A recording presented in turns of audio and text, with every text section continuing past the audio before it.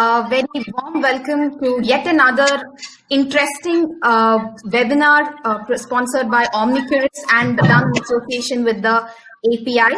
Today we have a very interesting topic, and to present this we have a very eminent and renowned speaker with us. Today's topic is on CV safety and anti-diabetic drugs. A very common topic that has made a lot of I would say a lot of noise inside the medical fraternity, but in turn it has also given a lot of research and a lot of things for the doctors to ponder upon in order to translate what the research has given us and how to implement it in clinical practice. To present this interesting topic to us, we have with us Dr. K.K. Parikh, the Senior Consultant Physician at Kota, Rajasthan. Dr. K.K. Parikh is the President-elect of the Indian Association of Clinical Medicine. He is the President of the Association of Physicians of India, 2019-2020. He is the past Chairman, Scientific Committee, Association of Physicians of India, Epicon 2019 at Kochi, and the past Dean of Indian College of Physicians. Founder President of the Research Society for the Study of Diabetes in India. He's also had many other esteemed positions like organizing chairman of the National Conference of Research Society and the chairman and senior consultant at St. Parikh Memorial Hospital. He has to his credit many journals, many research articles in national and international journals. Without further ado, I would now request Dr. Parikh to take over and present to us this extremely hot topic that is being discussed by both physicians and experts. Post this presentation, we will have a candid question and answers. All of you are requested to put in your questions in the chat box, and we can get the experts' perspective on how we can implement this research into our daily clinical practice. Over to you, Dr. Parikh. We will now present the slides for you. Thank you, Dr. Pavitra, for a kind introduction. And good afternoon, everybody. It's a great pleasure and an honor for me to be a part of this webinar organized by Omnicuris. And I welcome all my friends and delegates who are attending today's webinar on diabetes drugs, CV safety, how has the evidence impacted diabetology practice. So it's really a wonderful, we will have a wonderful time, and it's a great opportunity to meet you. And I start my talk on this very important topic.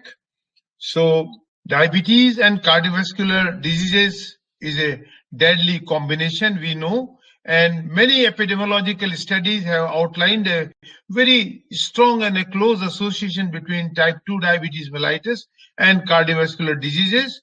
Patients with type 2 diabetes mellitus are exposed to a significant higher risk of developing myocardial infarction and stroke. This is a macrovascular complication of diabetes as compared to those who do not suffer from diabetes.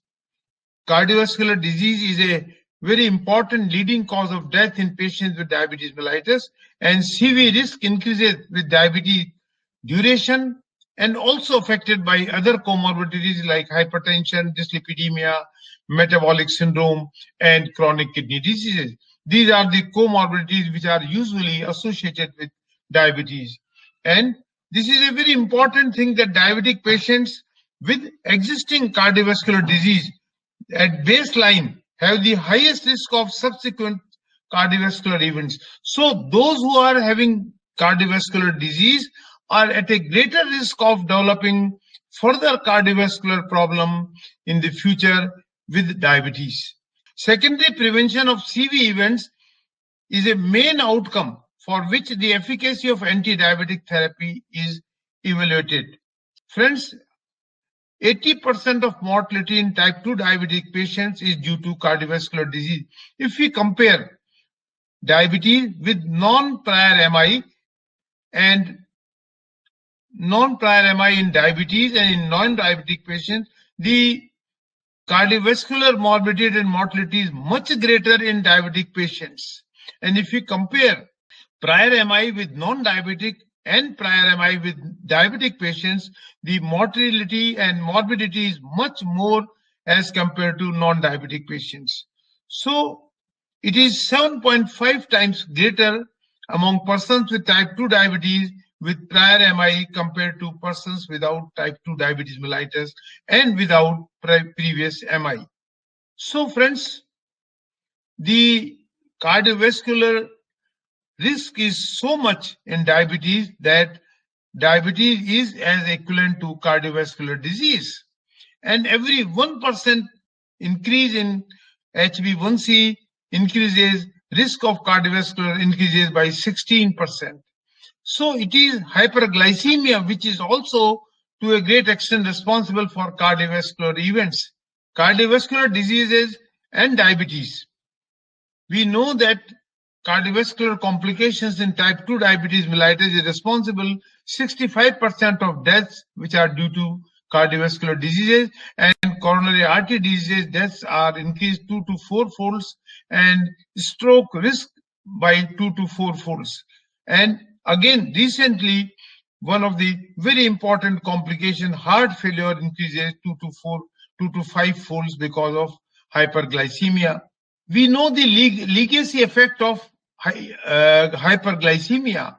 The early glycemic control is key to the long-term reduction in complications. And good legacy effect is early, strict, and aggressive glycemic control brings the benefits, reducing the long-term risk of microvascular and macrovascular complication when it was shown in UKPDS. So good legacy effect of hyperglycemia is very important for a patient of diabetes, and bad legacy effect is always troubles and causes so many complications. So achieving glycemic control late in the disease after a prolonged period of hyperglycemia is bad legacy effect. Poor control does not improve long-term risk of macrovascular complications, and long-standing preceding hyperglycemia is responsible for the high rate of complication at baseline in type 2 diabetes. So legacy is a very important part in type 2 diabetes mellitus, and we have to keep a good legacy effect, so that good legacy effect means the keeping blood sugar level in the target range. So microvascular and macrovascular complications are with the diabetes and hyperglycemia. Traditional anti-hyperglycemic medication reduces both blood sugar as well as microvascular complications like retinopathy, nephropathy, and neuropathy. But there was no evidence to support that these traditional anti-diabetic drugs reduces macrovascular complications like cardiovascular disease, including MI and stroke, which are very common. Even the episodes of hypoglycemia can actually increase cardiovascular risk. So hyperglycemia, anti-diabetic drugs, and hypoglycemia, they all are responsible for increased cardiovascular risk in diabetes. Some hypoglycemic drugs can paradoxically increase cardiovascular events like TZS and increase risk of heart failure and concern about myocardial infarction with the use of these drugs. So rosiglitazone showed this effect, and there was a higher morbidity and mortality with rosiglitazone, so it was banned in 2008, and the pioglitazone is still being used, and it is a very good drug, but with less number of doses.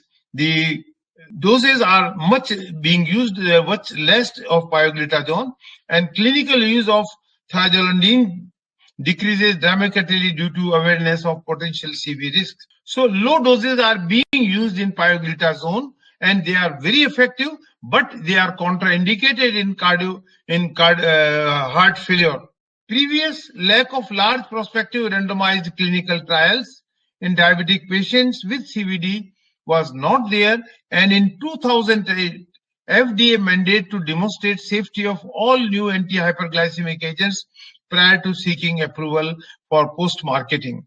As a result, several new hypoglycemic medications have recently undergone randomized placebo-controlled CV outcome trials, CVOT, which is a very important focused on patients with pre-existing cardiovascular disease or at a high risk of developing cardiovascular diseases. So what happened? When we were using rosiglitazone, there was a news in Chicago in 2008 on social media about safety controversies and concern about rosiglitazone. So what was CV safety? Then it came down to 2008. It was the concern that CV safety is very important for us for use of anti-diabetic drugs. So what did FDA issue? They banned rosiglitazone. The FDA issued safety of Avendia, which was rosiglitazone. The US Food and Drug Administration is aware of the potential safety issues related to Avendia, a drug approved to treat type 2 diabetes, and safety data from controlled clinical trials have shown that there is a potentially significant increase in the morbidity and increase the rate of heart attack and heart-related deaths in patients taking Avendia or rosiglitazone. So it was banned, and then FDA guidelines for CV safety trials for anti-hyperglycemic medications started. So what FDA did in 2008? FDA and other regulatory agencies mandated all new diabetes drugs to demonstrate CV safety. Every new anti-diabetic drug has to demonstrate CV safety. So all new drugs to be approved for marketing only after adequate powered RCT could demonstrate that such treatment would not be associated with unacceptable high rate of cardiovascular events. So cardiovascular events was the main criteria, and cardiovascular safety was the main aim by FDA for every new anti-diabetic therapy or anti-diabetic drug. Post-approval, as CV safety outcome trials in patients with pre-existing cardiovascular disease would need to further demonstrate a significantly elevated CV events. So even in the pre-existing CVD with diabetes, the drug has to show CV safety over the past 5 years. Rather, it is more after 2010. A stream of CV safety trials in patients with pre-existing CVD have been performed, and although designed to demonstrate safety, some of trials have shown unprecedented cardiovascular benefits in secondary prevention of CVD and related outcome. So they were thinking about the CV safety only. So during the CVOT, they found that they are not only CV safe, but they are much more beneficial in cardiovascular diseases with diabetes, and they were really wonderful drugs that came out with CVOT. So one of the benefit of CVOT trials was that the drugs were very good, very beneficial in cardiovascular diseases and heart failure. So dawn of a new era came with cardiovascular disease and type 2 diabetes. By 2008 and before 2008, we were only concerned about the HbA1c, lower the better. Blood sugar level, lower the better. The target range. But in 2008, HbA1c, the lower the better, but without weight gain, without hypoglycemia, and without side effects. Those drugs have to be weight neutral. There should not be any hypoglycemia, and there should not be any adverse side effects.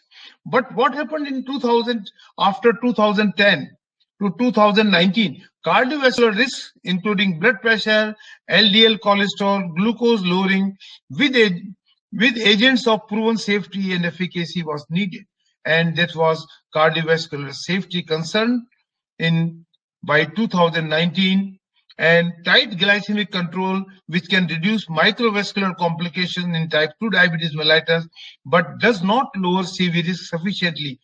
Even in UK-PDS, when there was a HbA1c was kept even below 6%, there was a lot of morbidity and mortality, and UK-PDS has to be stopped after that. So multifactorial interventions comprising of lowering lipid levels in BP and use of aspirin has been shown to reduce vascular complication and mortality. So even hypoglycemia, as I said in UKPDS, cause lot of morbidity and mortality. So it is also one of the reason hypoglycemia for cardiovascular events. So cardiovascular disease and type 2 diabetes, what is the link and what was the target of care after 2019? The link between diabetes and cardiovascular disease, one of them is the hyperglycemic effect on blood vessels, so endothelial damage, microvascular and macrovascular complications, and the same, examining the link, microvascular is retinopathy, neuropathy, and nephropathy. Macrovascular is stroke, several-fold increase in stroke, coronary artery disease, several-fold increase, and peripheral artery disease, leading cause of lower extremity amputation. So there was a shift, paradigm shift from diabetic care to beyond A1C to cardiovascular protection. Glucose lowering treatment, for the first time, we have evidence from several CVOTs that indicate CV benefits from the use of SGLT2 inhibitor and GLP-1 RAS in potential with CVD or at very high risk of cardiovascular risk. So they showed much benefit. SGLT2 and GLP-1 agonist was shown to be much more useful in cardiovascular events. So towards a more evidence-based, because evidence from CVOT, individualized approach is most appropriate. It should be patient-centric, driven by data derived from CVOTC. Now, from 2013 to 2019, we have moved towards a more evidence-based individualized treatment approach for diabetes mellitus. So what is the target of care? Now, target of care is changed, multifactorial cause, multifactorial intervention. Multifactorial intervention, lifestyle modification is the most important thing at the top, and then glycemic control of blood sugar level, blood pressure control, because it is also one of the important reason, and it is a coexistence with diabetes, lipid profile, antiplatelet therapy. So managing type 2 diabetes in the primary care setting beyond glucocentric, we have come to cardiovascular centric. So lowering HbA1c with traditional therapies decreases microvascular complication, but do not have shown any improvement in CV mortality. This is what I told you in the last slide, before last slide. So diabetic management in COT era. Now FDA preferred MACE composite, CV death, non-fatal MI, and non-fatal stroke. This has to go 3P. A drug and new drug should have 3P MACE and 4P MACE, additional expanded MACE, composite endpoint, hospitalization for HF, heart failure, death for any cause, hospitalization for acute coronary syndrome, and need for revascularization. So primary outcome and secondary outcome is to be seen in COT trials. In primary outcome, 3-point MACE means time to first occurrence of death from CV caused non-fatal myocardial infarction or non-fatal stroke. Secondary outcome, 4-point MACE, primary outcome plus hospitalization for unstable angina. So what is MACE? Major adverse cardiac events. Non-inferiority and superiority criteria in CVOT. Non-inferiority is upper bound of the confidence interval for primary endpoint is less than pre-specified threshold of 1.3, but criteria vary with study design. But at least it should be 1.3 only.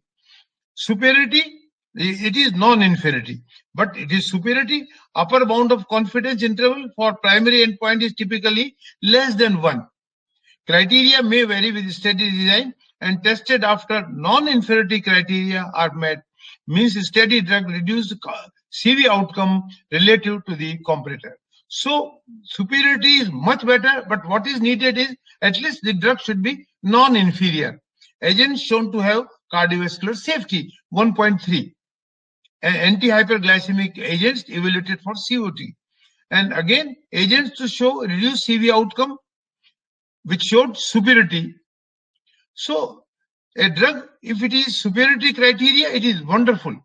So these drugs fortunately shown superiority criteria as GLT2 and GLP-1 agonists. So at least when it is approvable, if it is approvable means no need for post-marketing study if there is a superiority criteria and non-inferiority criteria. But need for post-marketing study if it is non-inferiority, then it has to go. And non-approved if it is inferior and underpowered. So it has become very important, and this is all because of CV outcome trials. This is what we have discussed, that MACE extended means MACE and MACE extended, MACE plus, hospitalization, coronary syndrome, urgent revascularization procedure, and heart failure. So 3-point major adverse cardiac events composite of cardiovascular death, non-fatal MI, and stroke, and composite 3P MACE plus unstable angina and ACS and hospitalization for heart failure. This is MACE plus. So now this is all with COT trials, that all drug should be MACE or should be at least non-inferiority criteria. But few drugs like SGLT2 and GLP-1 showed superiority criteria. So cardiovascular outcome trials in diabetes, what do we know so far?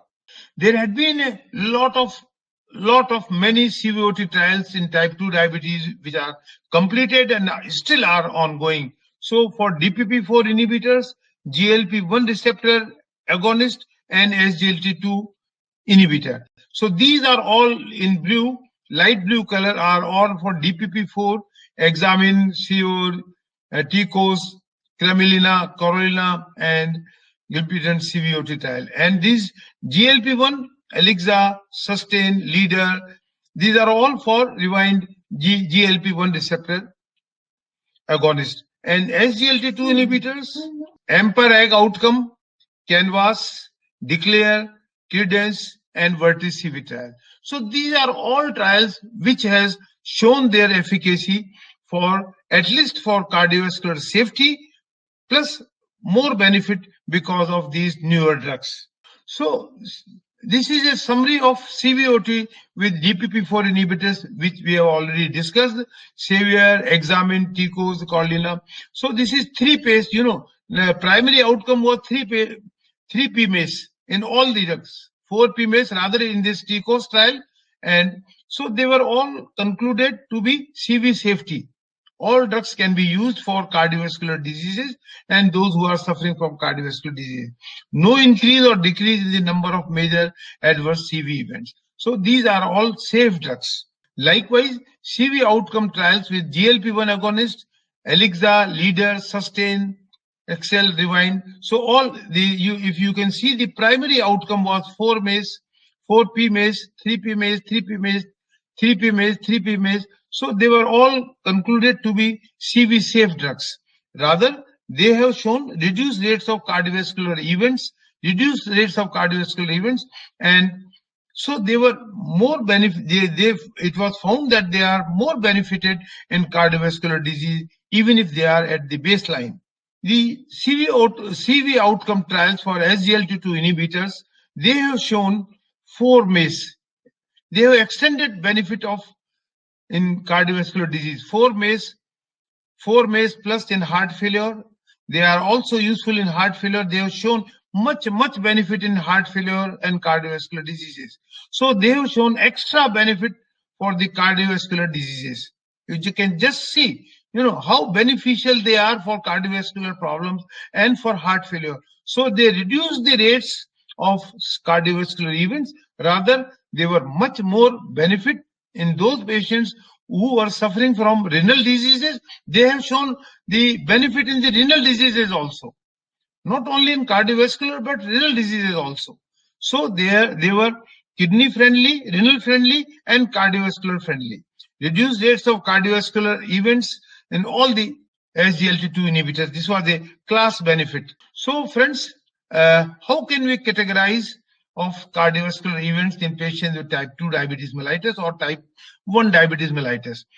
We can find out if patient is young of type 1 diabetes mellitus, age is less than 35, or in type 2, if age is less than 50 years with diabetes mellitus, less than 10 years duration without any other risk factor, is at a moderate risk of development of cardiovascular risk. High risk, if patients with diabetes mellitus more than 10 years duration without target organ damage, plus any other additional risk factor like age, hyperglycemia, dyslipidemia, smoking, or obesity, then it is a high risk category. Very high risk category, they are at a much greater risk of development of cardiovascular risk if patients with type 2 diabetes mellitus and established cardiovascular disease, if patient has got cardiovascular disease at the baseline, or other target organ damage, or 3 or more major risk factors like proteinuria, renal impairment, or hypertension, dyslipidemia, or smoking, or obesity. So, an early onset of type 1 diabetes of long duration, more than 20 years in type 1 diabetes. If patient has got 3 or more major risk factors which I discussed, age, hypertension, dyslipidemia, smoking, obesity, or if EGFR is less than 30. So these are all high risk patients. So we can very easily calculate the risk, CV risk in patients with type 2 diabetes mellitus, and do according to the guidelines, the management of type 2 diabetes mellitus. So we have discussed what is the need of CVOT trials, what were the problems with the traditional drugs which we were using. I have talked about MACE, I have talked about the CVOT trials. So I think to a greater extent I could tell you about CVOT trial and newer anti-diabetic drugs and cardiovascular safety. So thank you very much for your patience hearing, and now I invite questions if there are any by Dr. Pavitra. Yes. Thank you, Dr. Parikh. It was such a wonderful presentation. I would say it was more like a story, right? I'm sure the audience who joined in would understand that it all started with the rosiglitazone controversy, yes, and how suddenly now CVOT is required for clinical decision making. Yes, for every new anti-diabetic drug. Every new anti-diabetic drug, we would require the CVOT results to be evaluated before it goes into our daily prescriptions. So, but fortunately, we were trying the CVOT trials for cardiovascular safety, but fortunately, we could get another benefit of reducing cardiovascular events and heart failure with these drugs, going through the CVOT trial. So if you see, not all the CVOT trials have given it, but few have also shown additional benefit. Yes. So, SGLT2 and GLP-1 agonist. Yes.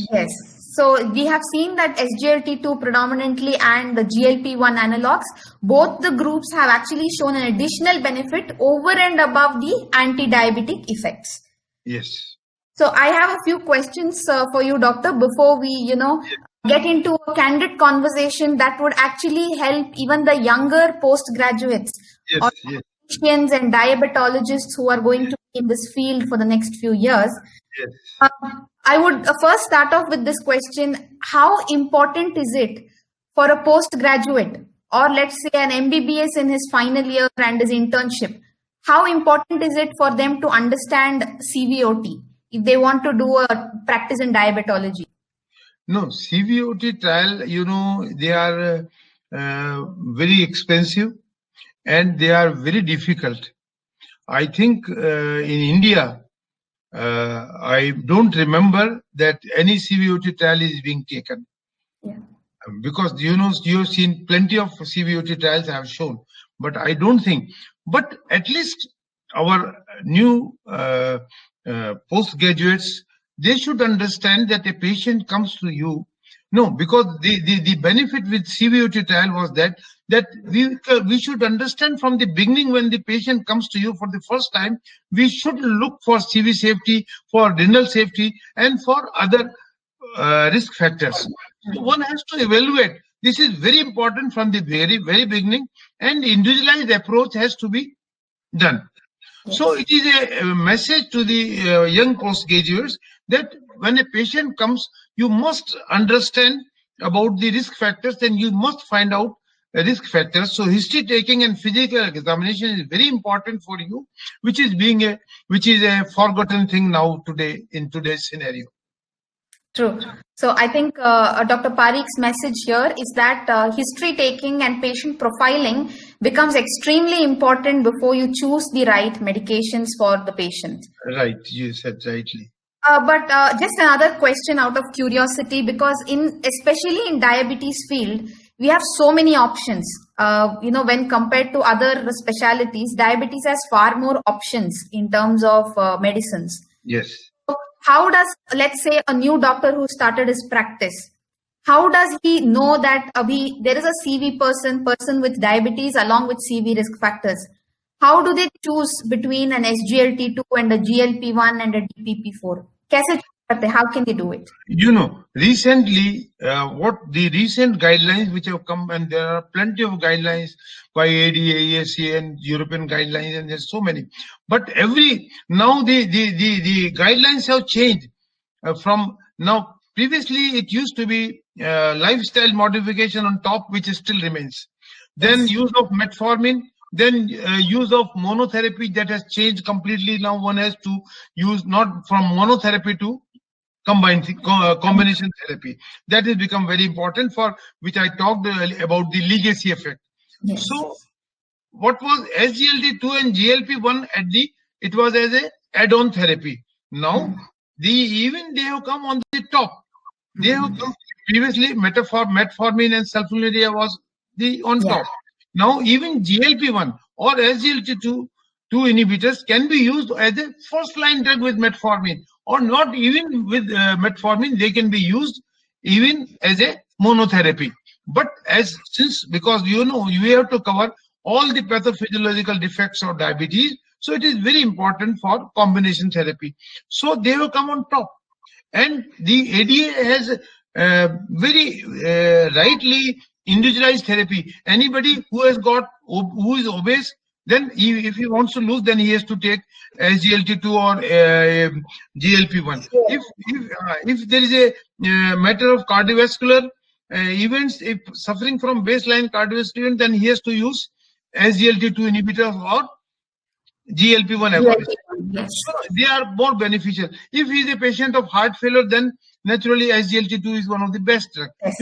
SGLT2 has become one of the most important drug. Even the drug ARNI, which came for heart failure, it has come even above those who are not being treated with ARNI.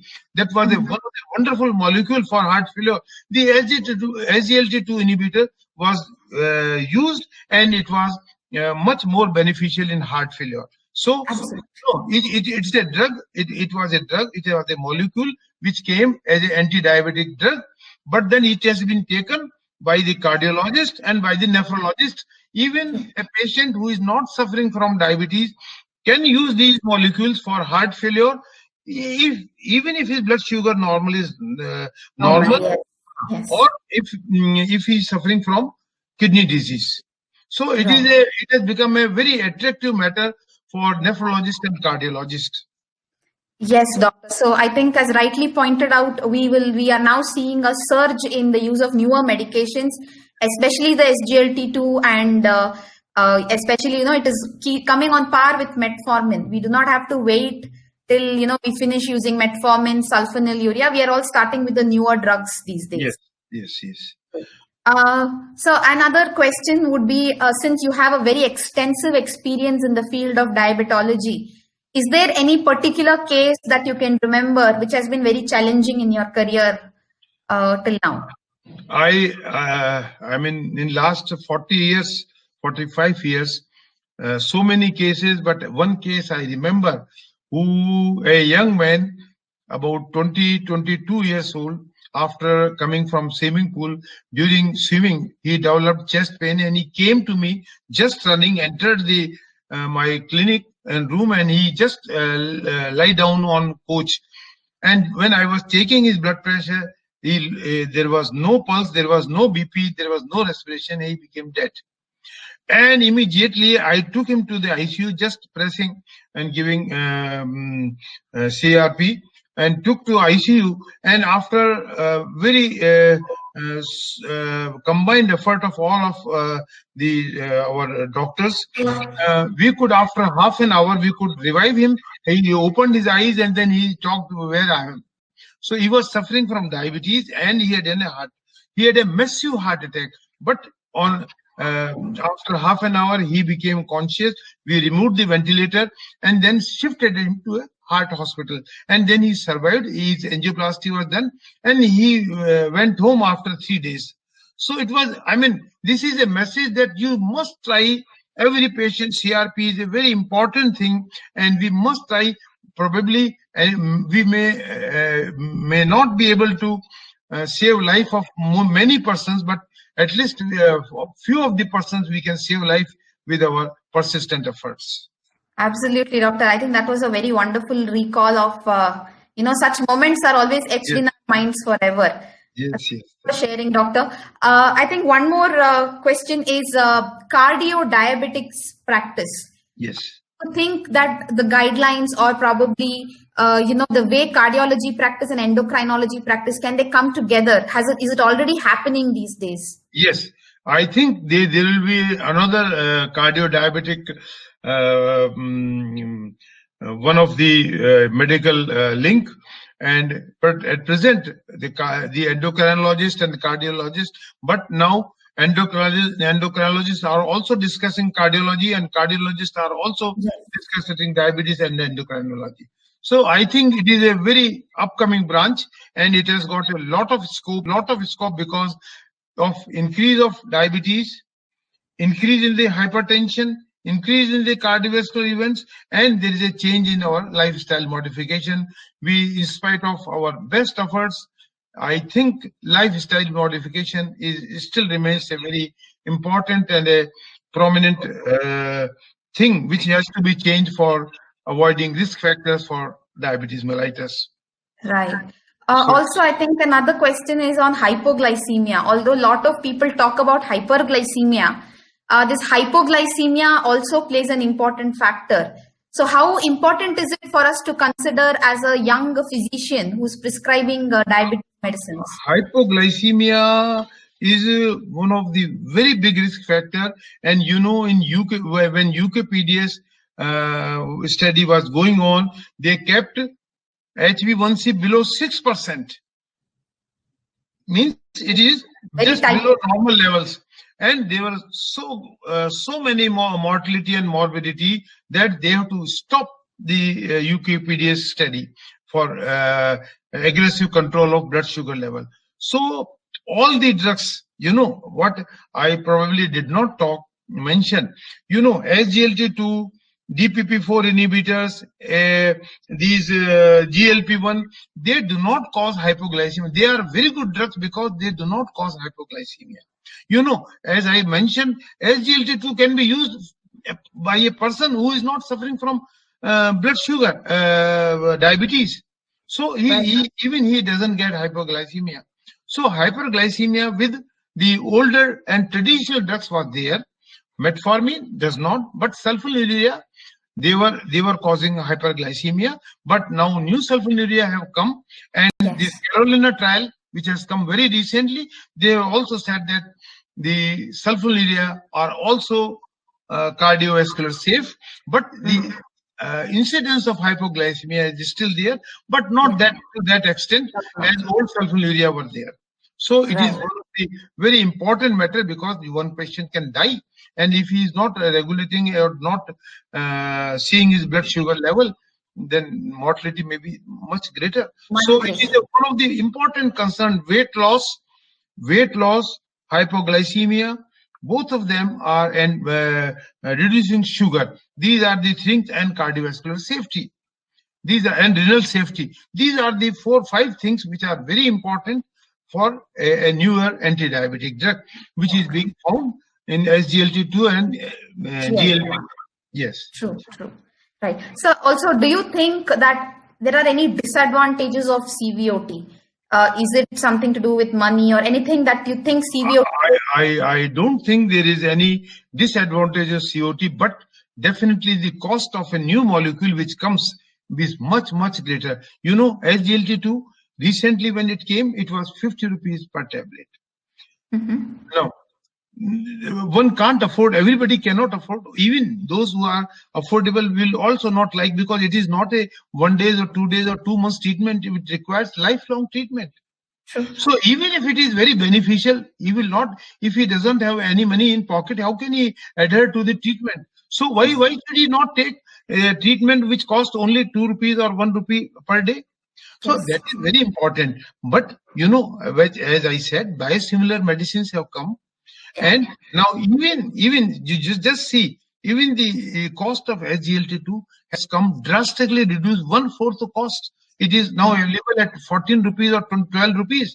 Just recently, there was a Supreme Court verdict about a drug whose patent has finished, and many other drugs have came DAPA for SGLT2. So they reduced the rate about 14 rupees. So now, after 2 or 3 years, the cost also comes down. But then lot of benefit. You know, when a patient develops complications, then treatment becomes much, much more higher. You know, if develops a heart failure or cardiovascular events or acute MI, then the treatment is goes in lakhs. Or if a patient develops renal failure, then cost of treatment goes much, much higher, and even then he needs kidney transplantation. So it is very, if patient can afford. Now we are talking today about individualized approach of patient. What is the patient's preference? What is the preference of his relatives? So it is very important to have a patient-centric approach. So in patient-centric, cost is one of the factor. Yes. So like I think doctor said that, you know, affordability becomes an important thing, especially in diabetes, because you have to take the medicines lifelong. So it's... Madam, I will interrupt you. It is not, it is what we calculate the cost of drugs only. You know, the cost of drugs is nothing. The cost of his coming, his going, transportation, cost of showing to the doctor, and then investigation, and then regular investigations for cardiovascular and renal regions, and then treatment for, unfortunately, he develops complications, then treatment for complications. It is, the drug treatment is very, very less. So I think that should be kept in mind. I think this is also an important factor that plays a role in our daily practice. Yes. We'll have one more, since doctor has had an extensive experience in the administrative field as well, along with, you know, having an established practice. Before we go, we would want to understand the role of research in aspiring postgraduate. How much should they indulge in research, publishing papers in diabetology, and as a consultant physician, when they become physicians, how important is to be a part of research? Very true, very right question, because research is a drawback in India. We have got much less research. We are busy in our practice. We can't spare our time, and even then, government does not support research. You know, on research, a lot of money is being given. Why everybody is getting Nobel Prize from America or from Western countries, not from India? While we have got lot of research, lot of possibilities of research and possibility of other things, we are not getting any Nobel Prize. Because the government provides them facility for crores of rupees, billions of dollars for their research.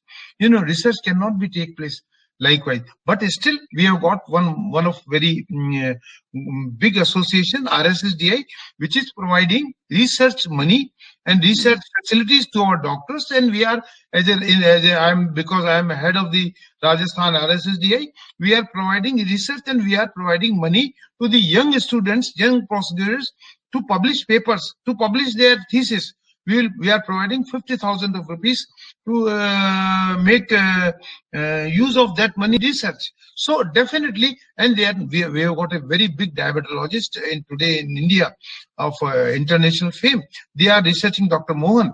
His research areas are very big. He is its own place, but he's spending money on research from his own pocket, from his own institution. So, but he is doing it. So many other doctors are still doing research, and it definitely the research orientation has slightly broader now in India. And I hope because government is not at all helping us. Government is not helping to the doctors for research work. So that is a big problem, but still there are a lot of associations like API, like RSSDI, they are indulging in research.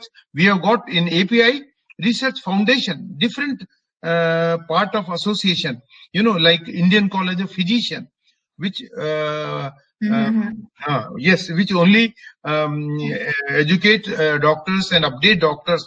Likewise, Research Foundation, which does only research. So we have got a lot of papers in that. Likewise, RSSDI also indulge in researching and spending a lot of money on research.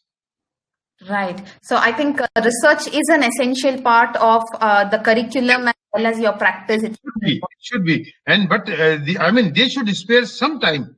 Everybody has to spare some time because actually we have got a lot of material for research. But the problem lies with the collecting data. We don't maintain data. Yes. We don't keep the patient's record, other things, so that we can accumulate these data into research and a paper. Right. Right. So we have a few questions from the audience. Yes. The question is also, which is better between, if we have an option of GLP-1, should we choose oral GLP or an injectable GLP? Let me tell you, madam, number one, I will take the individualized therapy is very important nowadays. From disease-centric to we have come to patient-centric. So individualized approach, we have to see the patient's adherence, patient capability, risk of hypoglycemia as you asked me, then duration of disease, then important comorbidities, then established vascular complications, then which we have discussed resources and support system. So while HbA1c has to be tight or loose, it depends upon age and all these things which I mentioned. Yeah. So likewise, SGLT2 and GLP-1. Now, if you want to reduce hypertension, if you want to reduce lipid profile, if you want to reduce your weight, then use SGLT2. Right? Now, GLP-1 also reduces, but it is weight neutral. It also reduces blood sugar level, cardiovascular safe, both are. But I think the GLP-1 injections are definitely better cardiovascular safe as compared to DPP-4 inhibitors, which is oral. GLP-1 oral is also coming, and it has not come to India now, but it is available in the Europe, America, but it is not available. So at present, if we talk of preference, cost is a big factor in injectable. How much it costs? More than 2,000 for one injection. Very expensive. DPP-4, it has come down to almost like sulfonylurea. So definitely it is preferable. SGLT2, if there is a heart failure, if there is a cardiovascular problem, GLP-1 still can be used in both but it doesn't give benefit in heart failure. It is only in cardiovascular events, weight neutral, decreases blood sugar level and lipids. So it is a very good drug. So I would, if I got money, I would prefer injectable GLP-1 as compared to oral one. Right. So I think, like doctor said, I think we have many questions which are based on this. We have how to choose a SGLT2 over DPP-4, and there is another doctor who's asked how to choose between SGLT2, GLP-1 and DPP-4. Like doctor has said, it is based on multiple factors. It is not just one factor. We need to see what are the comorbidities of the patient. Also, his we need to see what are his blood sugar levels, lipid profile. Everything should be seen, and then we should take a conscious decision. SGLT2 has come as a wonder molecule. Yes. It can be used in heart failure, and in use of heart failure. No, even it can be given when eGFR is less than 30. Right. So it decreases creatinine level. So definitely SGLT2, in my opinion, is a appropriate. Good choice. If we can compare with GLP-1, SGLT2 is better, and it is to be used. It is of great use in those suffering from heart failure. Heart failure also. I think that would be the take-home message for this, all the questions that have popped in. Last few questions, this would be probably something to do with your personal career life, because I'm sure senior consultants like you, sir, are setting examples for beginners and younger physicians who are starting their practice in diabetology. So who would you want to share with us who your mentor is and how you have come this far? Yes, I would like to share with my young colleagues. My mentor was my father, who made me doctor, and what he said, there are a lot of doctors who can give service and who can help those who can afford. But there are very few doctors who can help to those who don't afford, who can't afford. So this was the main thing and main principle of my father, making my hospital and making me doctor and giving me this medical education. So he was my mentor, and he made me what I am today. Wonderful, sir. Wonderful. That is such a big tribute. Also, in your whole career, is there anything that you regret? I should have done like this. I didn't do it at that point. I don't have regrets, but many a times I thought I was in government service. I thought I should resign and I should have a private practice. But because of I don't know what helped me, I did not resign. I took voluntary retirement. But after 30 years service, then I wanted to join college services. But I think they were rather better decisions for my life, that I did not resign from government service, because I got all experience in the government service, and I'm much better as a non-educational course. I did not go to the college, entered into the college life. Okay, right. Teaching line. Teaching line. Okay. So I think we'll have one last question, sir. This is something we have one more question that has come up. Just a second. It says, which is among the SGLT2 inhibitors, there are many options. How do we choose one out of it? I think it is a class effect. Okay. There are so many, but you choose according to the EMPA or DAPA, which is available. Even DAPA has come to 14 rupees. Okay. EMPA is also showing the same results. So for a diabetologist who is a physician, who is a diabetologist practicing, I think depends upon what is available to him and what is a patient can afford. Right. Now, not much difference in the price. Right. Also, the last question, sir, for today's webinar is, as the president-elect and also the president of various societies, especially the API, where you have 20,000 plus doctors from the whole country, is there any advice, or I would say, is there any tip that you want to give for the younger physicians who want to establish a career in diabetology? Is there any tip or any advice you would give? Yes, diabetology is a good subject, and since diabetes is increasing all over the globe, one has got the advantage, and it is very important that diabetic practice is always a good. But as a physician, I would like to share a few simple tips and rules to our budding physicians or those who are entering into the practice just now or who just entered, that during my 40 years career, what I can conclude that hard work is one of the most important thing in a doctor's life, and there is no substitute hard work. One can get success just because of hard work.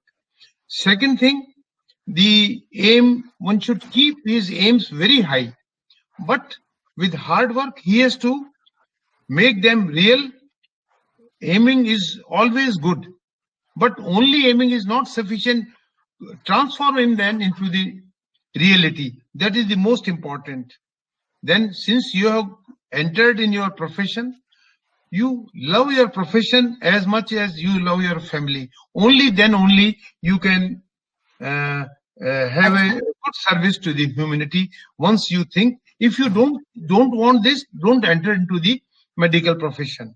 Then work fearlessly, but remain united. And the most important thing for the new physician, that never criticize your colleague, because it is one of the worst thing to criticize your colleague. In a never criticize a colleague, because it is one of a very minus thing for our profession. Right. Then make use of your all opportunities which comes in your way, but never forget your roots, because they make you to grow. Because of your roots, you can only grow. And the last thing, the most important rule of our profession is to ability to connect with your patients, to your profession. You need them as much as we need them. You know, it is not right that they need you. We also need them, otherwise we will not be anywhere. So it is very important to respond to their emotions and needs with empathy, which will make your practice very strong and very successful. Lastly, the blessings of your teachers, your parents, and God will always help you and to make your practice successful and your life successful.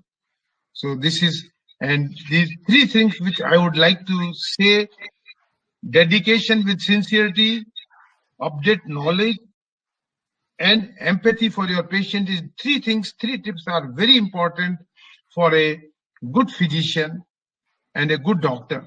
And especially, you know, senior doctors, they know much better than me. They are more learned persons, but I am talking only for the younger physicians who just entered in their clinical practice or just entering. True, wonderfully said, Doctor. I think that was a beautiful, take-home message for today, especially for the younger physicians. The value of empathy in clinical practice, the value of respecting our teachers, especially, and also hard work. Hard work seems to be the crux of having an established and successful practice. This is coming from the most senior doctor. He is having 40 years plus experience in this field, and I would thank you so much. It was a privilege, Dr. Parikh, to have you with us today to discuss this extremely burning topic.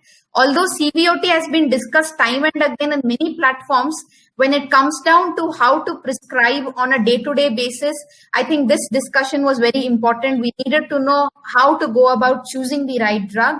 On behalf of Omnicurus, which is the largest online platform for doctors, I would like to thank our speaker today for coming over and giving us such a fantastic presentation. And I hope all the doctors who have joined in today have learned something new and have gotten inspired for the upcoming Diwali. Happy Diwali to you, Doctor, and happy Diwali to all the joinees and attendees today. Thank you so much. We will now conclude the session. Thank you very much, Omnicurus, for giving me this opportunity. And it's really an honor for me to talk to so many participants who are present here. And thank you all the delegate and participant for your presence and sparing your valuable time. And thank you very much, Omnicurus, for giving me this opportunity. Thank you very much, Dr. Pavitra. Thank you. Yeah, thank you so much. You also very much. Thank you, sir. Thank you. Thank you. Okay.